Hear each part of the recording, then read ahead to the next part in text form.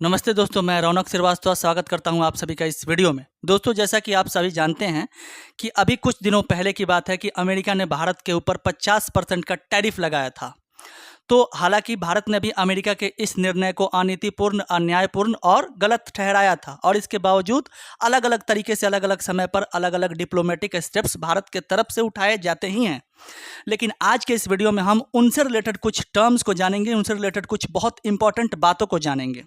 हो सकता है इनमें से कुछ चीज़ों को देख करके आपको समझ में ना आए, लेकिन जब आप इस वीडियो को कंप्लीटली देखेंगे, मैं वादा करता हूं कि एक एक डाउट आपका बहुत अच्छे से क्लियर हो जाएगा और एक एक चीज़ को बहुत अच्छे से आप समझ पाएंगे। तो समझते हैं कि टैरिफ क्या है। तो दोस्तों देखिए, जैसा कि आप सभी जानते हैं कि बहुत सारे देश एक दूसरे के साथ ट्रेड करते हैं, मतलब अपनी ज़रूरतों की चीज़ों को खरीदते हैं और अपने यहाँ जो चीज़ें ज़्यादा मैन्युफैक्चर की जाती हैं उनको बेचते हैं, जिससे पैसा आता है और देश चलता है। ठीक है, तो अब टैरिफ का मतलब क्या हुआ?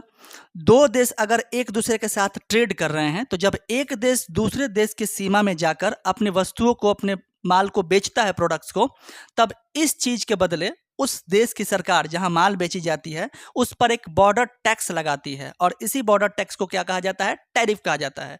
एग्जाम्पल से समझिए, अगर अमेरिका से कोई भी स्मार्टफोन भारत खरीदता है, तो अगर उस स्मार्टफोन की कीमत है 10,000 रुपया, मान के चलिए, ऐसे समझा देता हूं, 10,000 रुपये का कोई स्मार्टफोन है, ठीक है, और अमेरिका से अगर भारत खरीदती है और इस पर अगर भारत 50% का टैरिफ लगा देता है, तो 10,000 का 50% कितना होता है? 5,000। तो अब इस स्मार्टफोन की कीमत भारत में कितनी हो जाएगी? 15,000। तो ये जो 5,000 रुपया एक्स्ट्रा मिला वो भारत को मिला टैरिफ लगाने की वजह से। तो ये 5,000 रुपया कौन से शुल्क हैं? तो ये बॉर्डर टैक्स है, आयात शुल्क जिसको आप बोल सकते हैं, हालांकि उसकी चर्चा मैं आगे करूंगा। तो बॉर्डर टैक्स है। तो कुल मिलाकर के टैरिफ क्या है? तो टैरिफ एक देश का दूसरे देश के साथ जब ट्रेड होता है तो एक प्रकार का बॉर्डर टैक्स है। ठीक है, अब आते हैं कि टैरिफ कितने प्रकार के होते हैं। टैरिफ तो बहुत प्रकार के होते हैं, लेकिन उनकी कुछ कैटेगरियां हैं जिनके तहत हम उनको बहुत अच्छे से समझ सकते हैं। टैरिफ को सबसे पहले आप समझ लीजिए कि टैरिफ एक होता है इंपोर्ट टैरिफ। अब इंपोर्ट टैरिफ, जैसा कि नाम से ही स्पष्ट है कि जब हम विदेशों से कोई सामान खरीदते हैं ना, इंपोर्ट करते हैं, तो उस पर भारत सरकार टैक्स लगाती है। विदेश की जो कंपनियां हमारे यहाँ आकर के अपना प्रोडक्ट्स बेचती है, तो उन पर भारत सरकार जो टैरिफ लगाती है उसको इंपोर्ट टैरिफ कही जाती है। जैसा कि मैंने यहाँ पर बताया कि 10,000 का एक स्मार्टफोन अगर यूएसए से हम इंपोर्ट करते हैं और अगर 50% भारत सरकार ने उस पर टैरिफ लगाया, तो 5,000 रुपया बढ़ करके अब यही स्मार्टफोन भारत में 15,000 रुपये में मिलेंगे। ठीक है, उसके बाद दूसरे टैरिफ पर हम चलते हैं। तो दूसरा टैरिफ है एक्सपोर्ट टैरिफ। तो अब एक्सपोर्ट टैरिफ का मतलब क्या? जो माल हमारे देश से दूसरे देश में बिकने जाते हैं, भारत सरकार उन पर जो टैरिफ लगाती है, उन पर जो टैक्स लगाती है, उनको एक्सपोर्ट टैरिफ कहते हैं। अब आपके दिमाग में आएगा कि भारत की ही माल है और अगर विदेशों में बिकने के लिए जा रही है, तो भारत सरकार उन पर भी टैक्स लेती है। अगर ऐसा करती है तो फिर यही कंपनियां बाहर जाकर के कैसे फेयर ट्रेड कर पाएंगे दूसरे देशों में? तो क्या ऐसा होता है कि भारत के सभी प्रोडक्ट्स पर भारत सरकार टैरिफ लगाती है, एक्सपोर्ट टैरिफ, जब वो माल एक्सपोर्ट होने के लिए विदेशों में जाते हैं? इसका जवाब है नहीं। और ऐसा कभी कभी होता है और विशेष परिस्थितियों में होता है। जैसे समझिए, भारत चावल का एक बहुत बड़ा निर्यातक देश है। भारत से बहुत सारे देशों में चावल का आयात किया जाता है, मतलब भारत से निर्यात किया जाता है, बहुत सारे देशों में उसके आयात किया जाता है। ठीक है, लेकिन किसी कारणवश अगर चावल की उपलब्धता भारत में कम होने लगी और चावल का प्राइस बढ़ने लगा, तो भारत सरकार क्या करेगी? इस चावल की उपलब्धता को बनाए रखने के लिए, मतलब भारत की जितनी आबादी है उसको कंज्यूम करने के लिए जितने चावल की आवश्यकता है, उतनी बनाए रखने के साथ साथ भारत सरकार का एक अहम फैसला होगा कि अब इस पर टैरिफ लगा देते हैं, क्योंकि जैसे ही हम इस पर टैरिफ लगा देंगे, अब यही चावल महंगा हो जाएगा और विदेशों के बाजारों में जब ये जाएगा, तो जितने रुपए केजी ये मिला करता था या जैसे भी मिला करता था, अब उसके दाम बढ़ करके बहुत ज़्यादा हो जाएंगे, जिसके कारण अब लोग कम खरीदेंगे। इसको एक छोटे से एग्जाम्पल से समझिए, अगर 40 रुपये केजी चीनी हो बाजार में और आप जाते हैं 200 रुपये लेकर के, तो आपको कितना केजी चीनी मिलेगा? 5 केजी चीनी मिलेगा। ठीक है, और अगर अचानक से चीनी के दाम में 10 रुपये का बढ़ोतरी हो जाता है, 1 केजी के ऊपर। तो 50 रुपये केजी जैसे ही चीनी हुआ, तो अब 200 रुपये अगर आप लेकर के जाएंगे तो क्या 5 केजी चीनी लेकर के आएंगे? नहीं ना। 40 रुपये केजी था तब आप 5 रुपये केजी लेकर के 5 केजी लेकर के आ सकते थे, लेकिन अब 50 रुपये पर केजी होने की वजह से अब आपको 250 रुपये की जरूरत पड़ेगी। तो 50 रुपये तो कम पड़ रहे हैं, तो अब आप क्या करेंगे? माल कम लेंगे या माल नहीं लेंगे, ये आपके ऊपर डिपेंड करता है। तो दाम बढ़ जाने की वजह से या तो कंजम्पशन कम हो जाता है या लोग उस चीज़ को खरीदना बंद कर देते हैं, और इंटरनेशनली जब यह बात हो रही हो तो लोग अपने ही देश में बनी हुई वस्तुओं को इसके सब्स्टिट्यूट के रूप में तलाशने लगते हैं, उससे काम चलाने लगते हैं। तो ऐसा ही किया जाता है। तो एक्सपोर्ट टैरिफ सिर्फ उन चीज़ों पर लगाई जाती है जिनकी उपलब्धता भारत में बनाई रहनी चाहिए। ठीक है। अब उसके बाद तीसरा जो टैरिफ है इसको कहा जाता है प्रोटेक्टिव टैरिफ। प्रोटेक्टिव टैरिफ, अब समझिए दोस्तों, जैसा कि नाम से ही क्लियर है, प्रोटेक्शन, प्रोटेक्टिव टैरिफ, अपने प्रोटेक्शन में लगाया जाने वाला टैरिफ प्रोटेक्टिव टैरिफ कहा जाता है। कैसे? जैसे समझिए, भारत में खिलौने बनाने वाली कंपनियां हैं और वो क्या करती हैं? भारत में खिलौने को बना करके बेचती हैं, लेकिन चीन की कोई कंपनी जो कि खिलौने बनाती है वो भारत में आकर के अपने खिलौनों को बेचती है और भारत में बहुत सस्ते खिलौनों को बेचती है, जिसकी वजह से उसके खिलौने ज़्यादा बिकने लगे।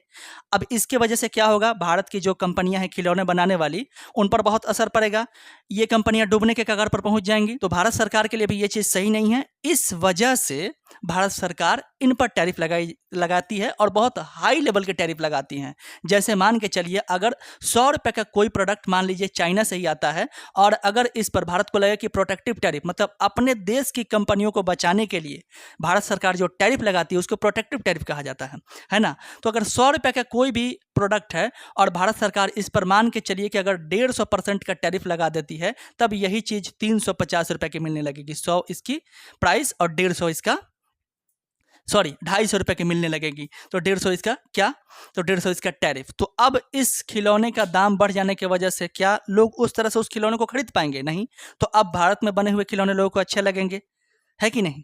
तो ये होता है प्रोटेक्टिव टैरिफ। और एक होता है जिसको कहा जाता है रेवेन्यू टैरिफ। अब रेवेन्यू टैरिफ क्या होता है? देखिए, जैसा कि आपको पता है कि प्रोटेक्टिव टैरिफ का मतलब क्या? अपने देश की कंपनियों को बचाए रखने के लिए सरकार को जो कदम उठाने पड़ते हैं और विदेशी कंपनियों पर जो टैरिफ लगाने पड़ते हैं उनको तो प्रोटेक्टिव टैरिफ कहा जाता है। लेकिन रेवेन्यू टैरिफ सरकार तब लगाती है विदेशी कंपनियों पर जब सरकार को लगता है कि अब इन कंपनियों से हमें मुनाफा कमाना चाहिए। तो अपने मुनाफा कमाने के कारण या अपने मुनाफा को कमाने के लिए, अपने रेवेन्यू को जनरेट करने के लिए जब सरकार विदेश की कंपनियों पर टैरिफ लगाती है तो उस टैरिफ को रेवेन्यू टैरिफ कहा जाता है। अब एक एग्जांपल से समझिए, जैसे मान लीजिए कि किसी विदेश की कोई कंपनी है और वो अगर शराब की एक बोतल बनाती है और वो एक बोतल है 1000 रुपये की, ठीक है। अब इस 1000 की बोतल पर अगर रेवेन्यू टैरिफ अगर गवर्नमेंट लगाती है और मान के चलिए अगर 50% टैरिफ लगाती है, तो इस पर 500 रुपया, मतलब 1000 का 50% 500 रुपया होता है। तो अब ये शराब की बोतल 1500 में बिकेगी, ठीक है। तो अब इससे क्या फ़र्क पड़ता है? जो भारत में शराब बनाने वाली अगर कंपनियां हैं तो उन पर क्या इससे कोई फ़र्क पड़ेगा? मालूम नहीं। फ़र्क पड़ेगा या नहीं पड़ेगा उससे भारत सरकार का कोई लेना देना नहीं है। इस मामले में भारत को ये सोचना होता है कि बस इस प्रोडक्ट पर या इस कंपनी पर टैरिफ लगा करके हम रेवेन्यू कैसे निकालें, ठीक है। तो रेवेन्यू टैरिफ का उद्देश्य अपने देश की कंपनियों को बचाना हो या ना हो, उससे सरकार को फर्क नहीं पड़ता है। इस मामले में सरकार को इससे बस मतलब है कि बस इससे इस विदेश की कंपनी जो भी है इस पर हमको टैरिफ लगाना है और ज़्यादा लगाना है, तो ये रेवेन्यू टैरिफ होता है। अब एक चीज़ और समझ जाइए कि रेवेन्यू टैरिफ में सरकार बहुत सारी विदेशी कंपनियों के ऐसे प्रोडक्ट्स पर और कंपनियों पर टैरिफ लगाती हैं जो भारत में जिनके प्लांट्स या जिनकी कंपनियां भारत में हो भी ना। कहने का मतलब है कि रेवेन्यू टैरिफ के तहत गवर्नमेंट बहुत सारी ऐसी चीज़ों पर टैरिफ लगाती है जिनका भारत में कोई प्लांट है ही नहीं, कंपनी है ही नहीं, भारत में वो चीज़ पाई ही नहीं जाती है। उन चीज़ों को सिर्फ भारत में इंपोर्ट ही किया जाता है। उसके बावजूद भी भारत सरकार उस पर टैरिफ लगा देती है क्योंकि रेवेन्यू टैरिफ है, ठीक है। अब समझिए, इन सब टैरिफ, जितने टैरिफ को मैंने समझा, इनसे अलग है रेसिप्रोकल टैरिफ, बहुत इंपॉर्टेंट है। लेकिन इसको समझाने से पहले मैं ट्रेड वार समझा देता हूं कि ट्रेड वार क्या है। ट्रेड वार एक ऐसा वार है जहां पर लड़ाई टैंक से, गोले से, बारूद से न लड़ करके एक डिप्लोमेटिक लेवल की होती है। मतलब एक देश दूसरे देश के ऊपर हाई टैरिफ लगाता है, जवाबी कार्रवाई करते हुए दूसरे देश भी उसके ऊपर हाई टैरिफ लगाता है, और टैरिफ का यह सिलसिला एक दूसरे के ऊपर लगातार चलता रहता है। मतलब वार के लेवल से एक दूसरे की अर्थव्यवस्था को नुकसान पहुंचाने के लिए जब लगातार एक दूसरे के ऊपर टैरिफ लगाए जाते हैं दो देशों के द्वारा, तो इसे ट्रेड वार कहा जाता है। मतलब ट्रेड में एक ऐसी वार का क्रिएट हो जाना जिसकी वजह से दोनों देशों को नुकसान होता है। ठीक है, अब समझिए रेसिप्रोकल टैरिफ क्या है। तो दोस्तों देखिए, रेसिप्रोकल टैरिफ का मतलब यह होता है कि जब कोई देश किसी दूसरे देश को कुछ परसेंटेज टैरिफ लगा देता है, तो जवाबी कार्रवाई करते हुए दूसरा देश भी उस पर उतना ही परसेंट का टैरिफ लगा दे। जैसे मान के चलिए, अगर भारत से भेजे जाने वाले चावल पर अमेरिका 10% का टैरिफ लगा देता है, तो जवाबी कार्रवाई करते हुए अगर भारत भी अमेरिका के एल्यूमिनियम जो भी प्रोडक्ट्स आते हैं भारत में, उन एल्यूमिनियम के प्रोडक्ट्स पर अगर 10% का टैरिफ लगा दे, तो ये एक क्या रेसिप्रोकल टैरिफ कहा जाएगा। ठीक है दोस्तों, अब आपके दिमाग में एक बात चल रही होगी कि क्या ऐसी कभी कोई परिस्थिति बनी है जहां भारत रेसिप्रोकल टैरिफ का इस्तेमाल किया हो। मतलब भारत के ऊपर किसी देश ने जब टैरिफ लगाया हो तो जवाबी कार्रवाई करते हुए भारत ने भी उस पर टैरिफ लगाया हो। ऐसी बहुत बार हुई है दोस्तों, लेकिन इस चीज़ को समझाने के लिए ऐसा कभी हुआ है या नहीं, मैं एक टर्म को समझाना चाहता हूँ, जीएसपी। ये बहुत इंपॉर्टेंट टर्म है दोस्त, इसका नाम है जनरलाइज सिस्टम ऑफ प्रेफरेंस। अब ये क्या है? ये अमेरिका के द्वारा कुछ विकासशील देश जैसे कि भारत, श्रीलंका, नेपाल, बांग्लादेश, यूक्रेन, बहुत सारे और विकासशील देश है ना, उन देशों के लिए ये एक ट्रेड करने की फैसिलिटी है। इस फैसिलिटी के तहत अमेरिका उन देशों को अपने देश में आकर के व्यापार करने की अनुमति देता है, वो भी टैक्स फ्री। मतलब अमेरिका कहता है कि तुम विकासशील देश हो, तुम हमारे यहाँ आओ, अपनी कंपनियों को भेजो और हमारे यहाँ ट्रेड करो, और वो भी टैक्स फ्री। हमारे यहाँ माल इंपोर्ट करो, हम उस पर कोई टैक्स नहीं लगाएंगे, कोई टैरिफ नहीं लगाएंगे। तो ये एक बहुत अच्छी बात है, बिल्कुल अच्छी बात है। तो इसके तहत भारत, मतलब इन जो देशों की लिस्ट अमेरिका ने बनाई थी ना, मतलब जीएसपी के अंदर आने वाले जो भी देश थे उनमें भारत भी था, और भारत सबसे बड़ा देश था। कहने का मतलब ये था कि भारत उस लिस्ट के अकॉर्डिंग सबसे ज़्यादा अमेरिका को एक्सपोर्ट करने वाला देश था, सबसे ज़्यादा अमेरिका को माल बेचने वाला देश था। तो भारत इसका सबसे फायदा लेने वाला देश था। लेकिन हुआ क्या कि जून 2019 में अमेरिका ने जीएसपी लिस्ट से अचानक भारत को बाहर कर दिया। अब जब अमेरिका से पूछा गया कि क्यों भाई, तुमने ऐसा क्यों किया, तब अमेरिका ने ये कहा कि हम तो भारत को जीएसपी का दर्जा दे रहे हैं, अपने यहाँ माल ला करके उन्हें बेचने की परमिशन दे रहे हैं, वो भी बिना टैरिफ के, बिना टैक्स के, लेकिन भारत हमारी कंपनियों को अपने यहाँ बराबर का बाजार नहीं दे पा रहा है। बराबर का बाजार कहने का मतलब क्या? वही बात कि जैसा ट्रेड पॉलिसी हम इसके लिए रख रहे हैं, वैसा ट्रेड पॉलिसी ये भारत हमारी कंपनियों के लिए नहीं रख पा रहा है। ठीक है, अब ऐसा भी होने के अलग अलग मैं एंगल समझाऊंगा। मेडिकल डिवाइसेस का मामला, ई कॉमर्स कंपनी की पॉलिसी, वो बाद में समझाऊंगा। लेकिन भारत ने इस पर क्या कहा? भारत ने कहा कि देखो भाई, हम विकासशील देश हैं, तो हम तुम्हारी तरह डेवलप तो नहीं है। इसके साथ साथ भारत ने अपने अलग अलग पक्ष रखे जो मैं आपको आगे बताऊंगा। ठीक है, तो मेडिकल डिवाइस का मामला समझिए। जैसे अमेरिका है, अमेरिका भारत को मेडिकल डिवाइसेस जैसे कि स्टेथोस्कोप, बीपी मशीन, थर्मामीटर, यहाँ तक कि वेंटिलेटर भी भारत को बेचता है। तो ऐसे में भारत सरकार ने क्या किया कि इन पर एमआरपी और प्राइस कैप लगाना शुरू किया। तो सबसे पहले मैं ये समझा देता हूँ कि एमआरपी और प्राइस कैप क्या होता है। तो देखिए, एमआरपी का मतलब क्या होता है? Maximum retail price. जब भी किसी भी वस्तु को आप खरीदते हैं मार्केट से, जैसे बिस्किट की एक पैकेट ही खरीदते हैं, तो उस पर लिखा होता है उसका दाम 10 रुपया, एमआरपी 10 रुपया। तो इसको कंपनी लगाती है। इसको लगाने का मकसद क्या है कि कोई भी दुकानदार जितना दाम एमआरपी के रूप में लिखा हुआ है उससे अधिक नहीं ले सकता। अगर 10 का वो 11 ले रहा है, 12 ले रहा है, जो भी ले रहा है, 10 से ऊपर ले रहा है, तो आप उसके ऊपर लीगल एक्शन कर सकते हैं। ठीक है, और उसके बाद प्राइस कैप क्या है? तो ये तो कंपनी लगाती है। एमआरपी तो किसी भी प्रोडक्ट के ऊपर और गैर जरूरी चीज़ों के ऊपर लगती है, लेकिन प्राइस कैप बहुत आवश्यक सेवाओं के ऊपर ही लगती हैं और ये सरकार लगाती है, और ये प्रोडक्ट के ऊपर आपको लिखा हुआ नहीं मिलेगा। इसके लिए आपको कुछ गवर्नमेंट के ट्रस्टेड प्लेटफॉर्म्स, वेबसाइट्स का इस्तेमाल करना होगा, जहां से जाकर के आप विभिन्न जो भी आवश्यक सेवाएं हैं, आवश्यक चीज़ें हैं, उनके ऊपर लगा हुआ प्राइस कैप को चेक करना पड़ेगा। ठीक है, जैसे एक एग्जाम्पल से समझिए, अगर पारासेटामोल की कीमत अगर 1.5 रुपये पर टैबलेट सरकार ने प्राइस कैप लगा के रखा हुआ है, तो कोई मार्केट में 3 रुपये प्रति टैबलेट या 2 रुपये प्रति टैबलेट नहीं बेच सकता है। क्यों? क्योंकि सरकार ने इस बात का प्राइस कैप लगा कर रखा हुआ है। भले ही एमआरपी कुछ भी क्यों ना हो, लेकिन सरकार के लगाए जाने वाले प्राइस कैप के अकॉर्डिंग ये ₹1.5 से ऊपर नहीं बेची जाती है। मतलब ₹1.5 ये समझाने के लिए मैंने आपको बताया, ठीक है ना। उसके बाद आइए, तो अब प्राइस कैप लगा दिया और एमआरपी जब मेडिकल डिवाइसेस के ऊपर लगा दिया भारत ने, तब अमेरिका इससे बौखला गया। अमेरिका का कहना था कि भाई प्रोडक्ट हमारा है, माल हमारा है, तो हम इसकी कीमत डिसाइड करेंगे, तुम कौन होते हो। तब भारत ने कहा कि देखो भाई, जैसा कि मैंने बताया कि भारत एक विकासशील देश है, तुम्हारी तरह विकसित देश नहीं है। दूसरा, हमारी आबादी बहुत बड़ी है, तो हमें कीमत को कंट्रोल करके चलना पड़ता है ताकि बेहतर चीजें बेहतर समय पर बेहतरीन तरीके से लोगों तक पहुंचाई जा सके। उसके बाद ई कॉमर्स का मामला क्या है, तो ई कॉमर्स कंपनियां जो भी एफडीआई कंपनी थी, एफडीआई कंपनी का मतलब क्या, फॉरेन डायरेक्ट इन्वेस्टमेंट। फिलहाल के लिए इतना समझिए कि जब कोई विदेश की कंपनी हो और भारत में आकर के अपनी ऑफिस खोल ले, भारत से आकर के अपनी बिजनेस को रन करे और खुद भी पैसा कमाए और भारत को भी पैसा कमाने का मौका दे, मतलब भारत को भी पैसा दे और खुद भी पैसा कमाए। तो ऐसी कंपनियां जिनके विदेशों में ब्रांच होते हैं, भारत में अपने बिजनेस को चलाते हैं, तो इनको एफडीआई कंपनी कहा जाता है। जैसे कि अमेजन हुआ, फ्लिपकार्ट हुआ, ये सब एफडीआई कंपनियां। तो अब ई कॉमर्स कंपनी की पॉलिसी भारत सरकार की तरफ से लाई गई, जिसमें सरकार का ये कहना है कि ई कॉमर्स कंपनियां हमारे यहाँ आए, कोई बात नहीं, बिजनेस करे, कोई दिक्कत नहीं, लेकिन इस पर हम कुछ रेस्ट्रिक्शंस लगाएंगे। तो भारत ने ये कहा कि तुम अपने प्रोडक्ट को खुद बना करके नहीं बेच सकते। अगर तुम चाहो कि खुद ही हम मैन्युफैक्चर करें और खुद ही बेचें, ऐसा पॉसिबल नहीं। अगर तुम चाहो, दूसरे नंबर पर, कि अगर तुम चाहो कि प्राइस में हैवी डिस्काउंट करके अगर हम भारत के लोगों को बेचें, तो ये भी पॉसिबल नहीं।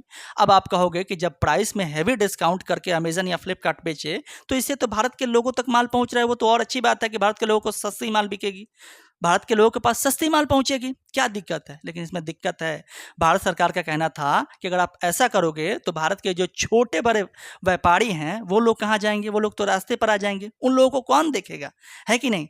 तो वो लोग की तो हालत बहुत खराब हो जाएगी। तो बस व्यापारियों को ध्यान में रखते हुए भारत ने ई कॉमर्स कंपनी के तहत ये पॉलिसी लेके आई कि तुम अपना खुद का माल बना करके नहीं बेच सकते। दूसरी बात कि तुम किसी दूसरी कंपनी से या दूसरे कंट्री से बहुत सारे बल्क में माल नहीं खरीद करके तुम अपने प्लेटफॉर्म पर बेचोगे। मतलब कहने का मतलब क्या है, अगर तुम हमारे देश में बिजनेस करने के लिए आए हो तो तुम बिजनेस करो, तुम सिर्फ एक प्लेटफॉर्म बनो, दुकानदार मत बनो। तुम दुकानदारों को जोड़ो, लेकिन तुम खुद दुकानदार मत बनो, ठीक है ना। तो ये पॉलिसी थी। अब अमेरिका को इस पर भी मिर्ची लग गई।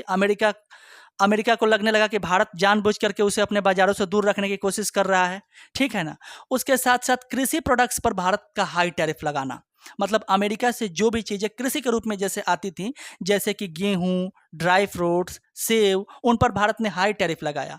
अब गेहूं भारत से भी निर्यात किए जाते हैं और अच्छे खासे निर्यात किए जाते हैं। किसी विशेष परिस्थिति में, जैसे पानी ना होना, उस परिस्थिति में गेहूं के भंडार में कमी हो जाना, तो उस परिस्थिति में भारत दूसरे देशों से गेहूं खरीदता है।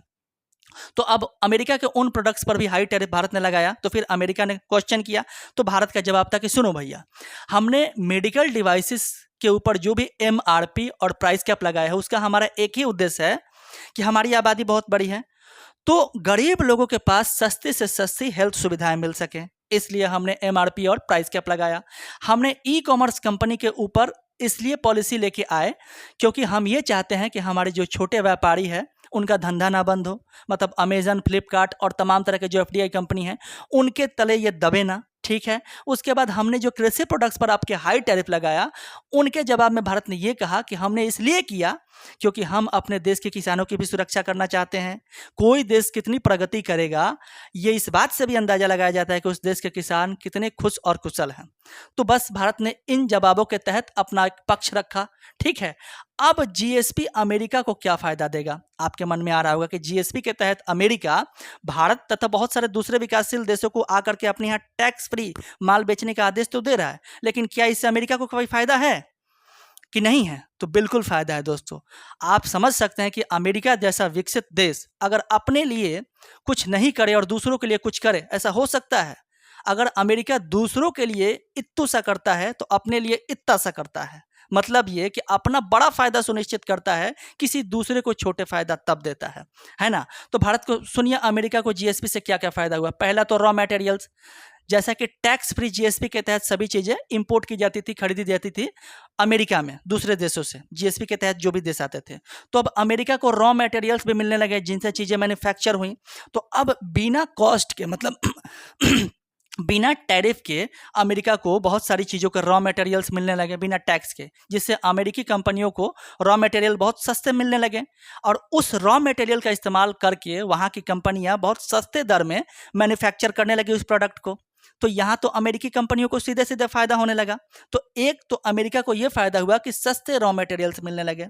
दूसरा, लो कॉस्ट मैन्युफैक्चर्ड गुड्स, मतलब बने बनाए जो पदार्थ है ना, जैसे कि जूट के सामान हो गए, लेदर के बेल्ट हो गए, या इंजीनियरिंग के कुछ सामान हो गए, ऑटोमोबाइल हो गए, इन सब के जो भी पदार्थ है, कंघी हो गए कुछ मात्रा में, जो भी सस्ती से सस्ती दाम है, मतलब भारत से अमेरिका जब भी इंपोर्ट करता था वो तो टैक्स फ्री करके खरीदता था जीएसपी के तहत। वहां अमेरिका में ये सब सामान बहुत सस्ते दाम पर मिलने लगे, जिसके कारण वहाँ के लोगों को ये बात समझ में आई कि अमेरिका में ये चीज़ बहुत सस्ती मिल रही है। वहाँ के लोग खुश हुए। तो वहाँ के लोगों का खुश होना, अगर पॉलिटिकली इसको समझे तो वहाँ के वोटर्स का खुश होना, अमेरिका के लिए ये फायदा। तीसरा, अमेरिकी कंज्यूमर्स, मैंने आपको बता ही दिया कि वहाँ के लोगों के लिए खरीदना आसान है, ठीक है। संबंध और बेहतर बनाने के लिए, ठीक है, जैसे कि जीएसपी के तहत अमेरिका ने जिन देशों को इसमें रखा था तो उनसे संबंध अच्छे से बनाया जा सके, इस व्यू से भी। और इसके साथ साथ जीएसपी में आने वाले देश रूस और चीन जैसे बड़े देशों के पाले में ना जाए, अमेरिका ये भी चाहता था। इस वजह से भी इसने जीएसपी का निर्माण किया था, ठीक है। और एक चीज और, एक तरह का डिप्लोमेटिक प्रेशर क्रिएट करने के लिए भी या पॉलिटिकल प्रेशर क्रिएट करने के लिए भी जीएसपी का दर्जा ये बहुत सारे देशों को देता था। कैसे? क्योंकि अगर अमेरिका के पास जीएसपी का दर्जा मिला हुआ है, मतलब अमेरिका ने जिन देशों को जीएसपी का दर्जा दिया हुआ है, उनसे ये कभी भी कह सकता था कि भाई हमारा बात मानो और हमारी ये कहना मानो, तभी हम जीएसपी का दर्जा देंगे, नहीं तो जीएसपी का दर्जा वापस ले लेंगे, है कि नहीं। जिसके तहत तुम टैक्स फ्री व्यापार करते हो उस दर्जे को ही वापस ले लेंगे। और जैसा कि इसने किया भी जून 2019 में भारत के साथ, अचानक से किसी एक दलील को दे करके भारत को उस दर्जे से बाहर कर दिया, ठीक है। तो कुल मिलाकर के ये बात है। अब समझिए कि जीएसपी के तहत माल, क्या सारे माल टैक्स फ्री हो जाते थे? मतलब कहना यह है कि भारत से जाने वाले सारे के सारे प्रोडक्ट्स, जितने भी भारत से एक्सपोर्ट किए जाते थे, अमेरिका में इंपोर्ट किए जाते थे, वो सारे के सारे माल पर कोई टैक्स नहीं लगता था। क्या सारे के सारे माल जीएसपी से ही आते थे, जीएसपी के तहत ही आते थे? तो इसका जवाब है बिल्कुल नहीं। अमेरिका बहुत चालाक देश है। जिस तरह अमेरिका में जीएसपी के तहत बहुत सारे देशों, विकासशील देशों की एक लिस्ट बना रखी थी कि किन किन देशों को जीएसपी देना है, किन किन देशों को नहीं देना है, उसी तरह अमेरिका ने उन देशों से आने वाले जो भी प्रोडक्ट्स हैं उनकी भी एक लिस्ट बना करके रखी हुई थी। मतलब किस पर टैरिफ लगना चाहिए, किसको जीएसपी में डालना चाहिए। जीएसपी में वो उन्हीं प्रोडक्ट्स को डालता था जिससे उससे ज़्यादा नुकसान ना हो, जिससे उसका डायरेक्ट फायदा रॉ मटेरियल्स पे हो गया, लो कॉस्ट मैन्युफैक्चर्ड गुड्स पर हो गया। तो ये अपने फायदा को सुनिश्चित करते हुए, मतलब जीएसपी जो टर्म था ना सर, ये जीएसपी एक आपके लिए गिफ्ट नहीं था, गिफ्ट कार्ड नहीं था, बल्कि अमेरिका की एक बहुत सोची समझी रणनीतिक नीति थी, है ना। तो इस चीज़ को समझना बहुत ज़रूरी है। तो अब क्या हुआ कि जीएसपी के तहत अमेरिका के द्वारा बस उन्हीं कुछ प्रोडक्ट्स के ऊपर जीएसपी का दर्जा दिया हुआ था जिसे अमेरिका चाहता था, लेकिन बहुत सारे ऐसे प्रोडक्ट्स हैं जैसे कि टेक्सटाइल्स, ऑटोमोबाइल्स, स्टील, लोहा, इन पर टैक्स उस समय भी लगता था। अब आते हैं मूल बात पर कि जब जीएसपी का दर्जा वापस छीन लिया अमेरिका ने भारत से, तब इससे भारत पर क्या प्रभाव पड़ा। तो देखिए, जीएसपी के तहत भारत के बहुत सारे प्रोडक्ट्स अमेरिका में टैक्स फ्री होकर के बेचे जाते थे। अब इससे क्या हुआ कि जिन प्रोडक्ट्स पर भारत को टैक्स नहीं लगता था, उन प्रोडक्ट्स पर भी 5 से 10% का टैक्स लगने लगा भारत को। और इसके साथ साथ भारत के एक्सपोर्ट्स भी कम हो गए और अमेरिका में भारत के माल बिकना बहुत कम हो गए, जिसकी वजह से भारत को प्रभाव पड़ा। तो अब अमेरिका के जवाबी कार्रवाई करते हुए भारत ने भी इस पर टैरिफ लगाना शुरू किया। अमेरिका के कई सारे प्रोडक्ट्स पर, जैसे बादाम, सेब और इसके साथ साथ ड्राई फ्रूट्स, अखरोट्स पर भारत ने एक्स्ट्रा टैरिफ लगाना शुरू किया। अब एक जानकारी के लिए बात समझ लीजिए कि अमेरिका का सबसे बड़ा एक्सपोर्टर कंट्री बादाम के दृष्टिकोण से भारत है। मतलब अमेरिका से बादाम भारत में हजारों टन खरीदे जाते हैं हर साल। तो ऐसे में बादाम निर्यातक देश अमेरिका भारत को सबसे ज़्यादा बादाम निर्यात करता था और भारत से पैसे कमाता था। लेकिन जब अमेरिका को इन पर टैरिफ लगाया गया, इस बादाम पर या बहुत सारी चीज़ों पर, तो इससे अमेरिका को भी झटका लगा। तो यहाँ पर भी भारत सरकार ने एक स्पष्ट संदेश दिया अमेरिका को कि भाई अगर हमारे साथ फेयर ट्रेड करोगे तो हम फेयर ट्रेड करेंगे, अगर तुम टैरिफ लगाओगे, हाई टैरिफ लगाओगे, तो हम भी कुछ ना कुछ तो करेंगे, कुछ ना कुछ टैरिफ लगाएंगे। तो कुल मिलाकर के इतनी सारी चीज़ों को हमने समझने की कोशिश की। अगर उसके बावजूद भी आपको कोई डाउट, किसी तरह का कोई संदेह हो, तो आप बेहिचक कमेंट सेक्शन में पूछिए, हम उसका जवाब जरूर देंगे। धन्यवाद दोस्तों।